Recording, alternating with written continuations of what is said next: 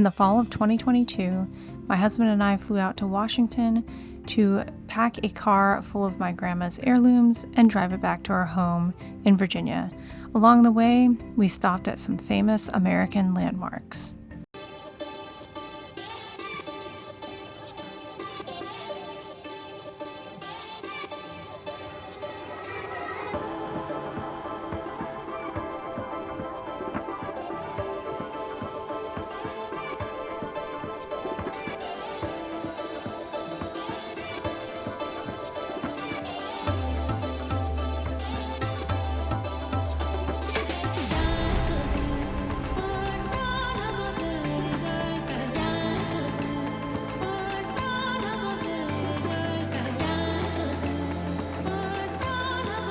We ended up checking out of our hotel outside Glacier National Park a day early because it was forecasted to rain all day.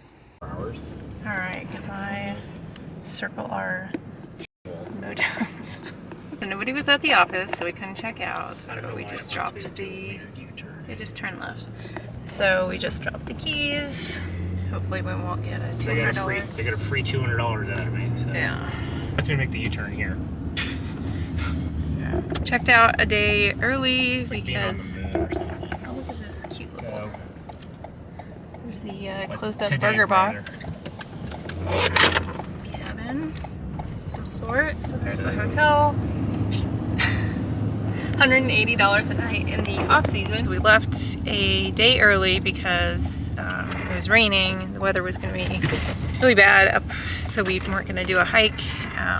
Freezing rain and possible road closure. Yeah, there's a lot. It's snowing. It's late September and it's already snowing. I mean, we're high up in the mountains, so it's called Glacier National Park for a reason. But we're going to head to Bozeman, where we actually get cell phone reception. I have to make a couple calls, and I've already waited 2 days to make them because we just don't have cell service, which is not surprising since we're in a national park. But I'll get the voicemail like a day later.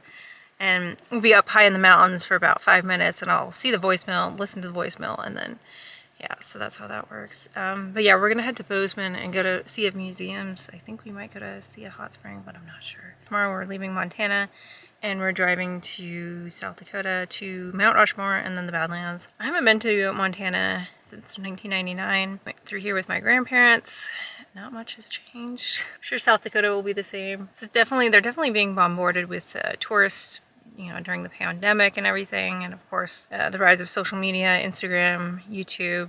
Ironic that I'm saying this on YouTube. I think that's also driven up the prices, but just also demand. It's good that everybody's getting outside, but it's really sad to see how unaffordable it is now to go to a national park. I mean, $50 a meal for 2 people. The hotel rates are on par with DC. So are the meals. And then I don't even know how much camping would be out here. Probably like $75 a night or something. I'm gonna head 4 hours to Bozeman, east. I think it's southeast. So then that way we will only have a 7.5-hour drive versus a 12 or 13-hour drive. And there's a train over there, or there was. Funny story, I grew up along Highway 2 with trains going past our house several times a night, blowing their horn. This one wasn't too bad, it felt like. I think the hotel room was actually quite well insulated, which was one of the positives, I guess. Crabtastic motel on the side of Highway 2, just like the one I grew up close to. Here's the Blackfeet Indian Reservation. Oh, there's the dog that's guarding the junkyard. There's several dogs. Oh, there's a puppy. Here is the super expensive grocery store. Glacier Family Foods. Here's a community college. Here's a casino. So out west. Maybe we should have stayed there. Yeah, maybe. It looks like they've got a hotel. Yeah. It's probably $500 a night. So out west, a lot of the casinos, only the Indian tribes are allowed to own them and run them. But you don't have to be a tribal member to work in them. Not sure about this one though. And then they've got a bunch of, they're known for their breweries. So we'll find one that has like food. I should have pulled out the camera. It's like, I will eat one of these cows. That's about it, folks. Gift shop.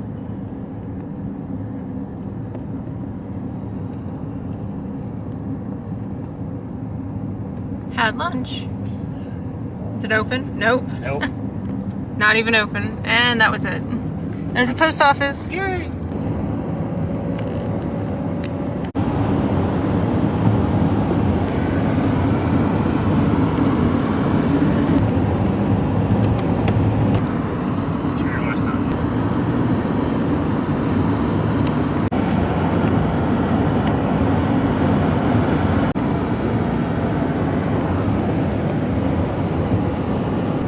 And they had these in New Mexico too, because Moana.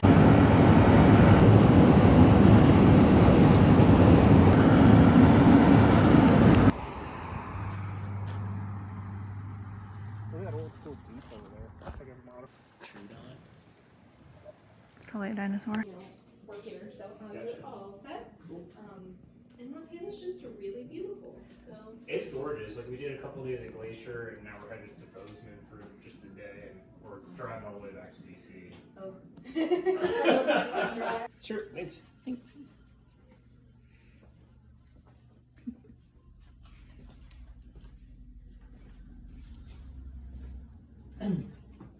Dinosaur.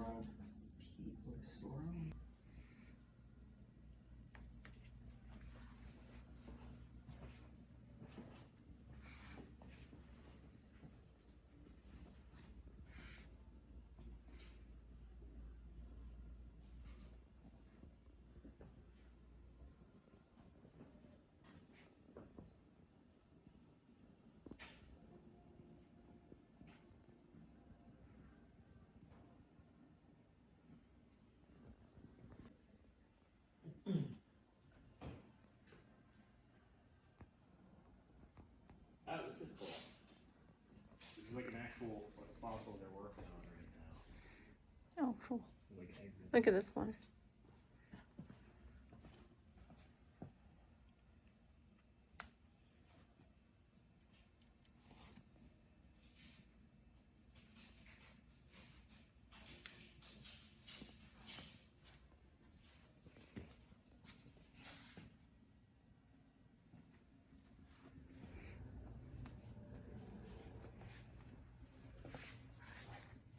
That's cool.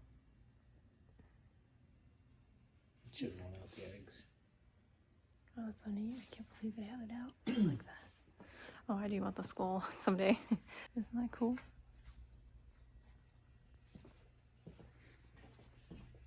Do you work the fossils too, or are you? As well as this on that Oh, table cool. right now. But most of the rest of us are just working in the prep lab, but we kind of work in a rotation of who gets to work up front and then who gets to go Oh, that's and neat. work in the prep lab. So you guys are like paleontologists. That's Yeah. neat. Yeah, that's really neat. We all got our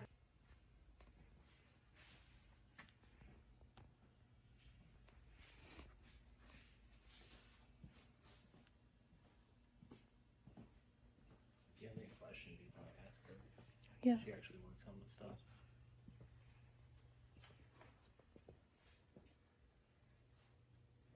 Look at these. These are like, I wonder if these are plasters.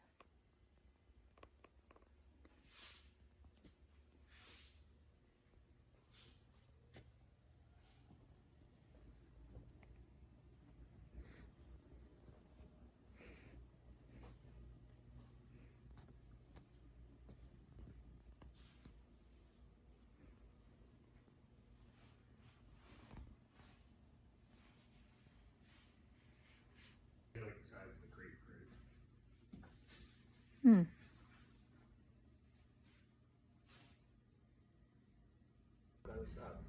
Yeah. Is this the Dinosaur Museum that was advertised? I assume. I guess so. Okay. I want to see how much the plaster skulls are. Let me use the wide angle.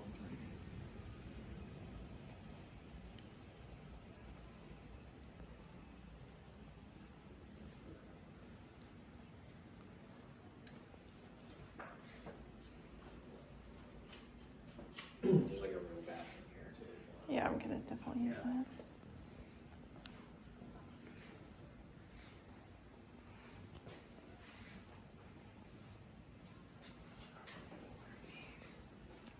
Or is this like your work stuff?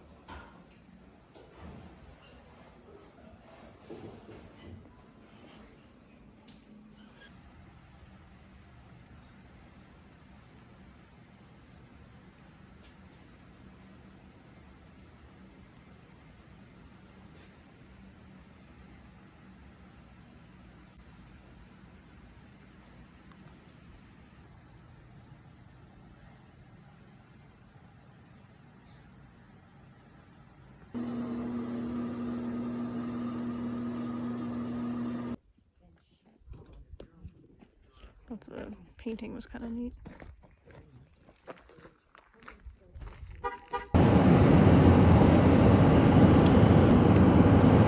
Mountains are so pretty.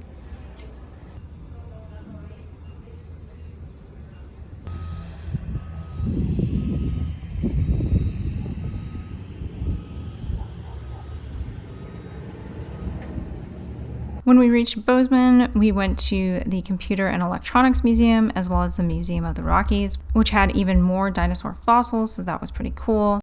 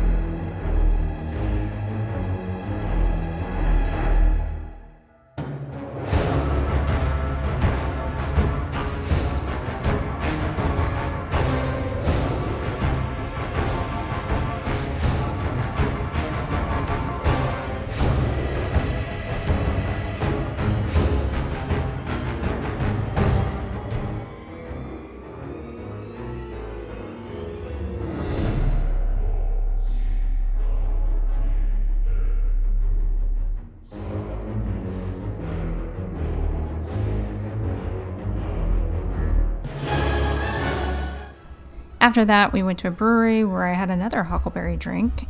And then we went to a very awful public hot spring. We should have known. It was only $25 to get in. There was a kid and his dad who were squirting people with a squirt gun, including elderly people, in a hot tub. Staff did nothing. I got fed up, got out of the pool, and tried to hunt down the kid and his dad because they had gone to an outdoor pool. And I was going to find their stupid little squirt guns and throw them over the fence. But unfortunately, I did not find them.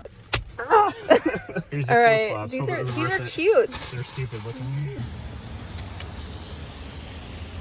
Van life. All right, got to our hotel.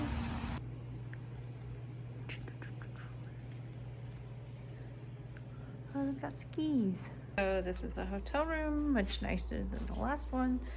Jacuzzi tub. Looks like a comfortable bed that's not made out of 2 twin mattresses. The garbage has been taken out. We have more than one trash can. $30 cheaper than the we stayed at, and it's also in like Bozeman. It's not Fake fireplace. We actually get reception. turn it on. And a nice, decent little bathroom. It's clean. Woohoo.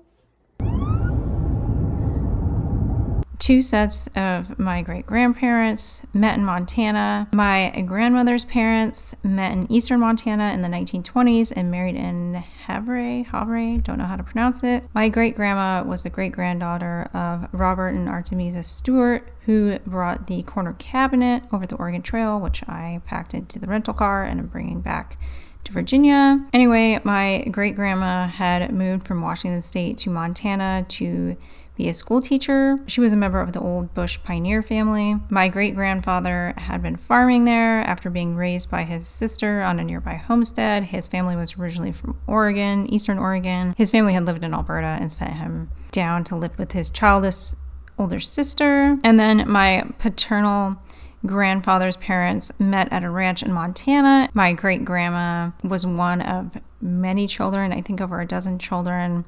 Her mother had been 15 when she married her husband, who's a 38-year-old English captain, supposedly. He died soon after their last child was born, and so the children were living out on the prairie with their mom. And so my great-grandmother had been hired as a cook at this ranch when she was a teenager. And then my great-grandfather was a ranch hand that was working there, and he had been a ranch hand since he was a child. Sadly, he and his brother were farmed out to the rancher as young children after their father died. I mean, they're basically enslaved until the age of 21. They didn't get paid. They just got room and board. And then after they married, they eventually had a few children in Montana and made their way out to Washington, where many of their descendants still live today. So that's my family's connection to Montana. It was interesting to drive back through the same prairie and lands that my grandparents and I had driven through in the 90s. Thanks for watching.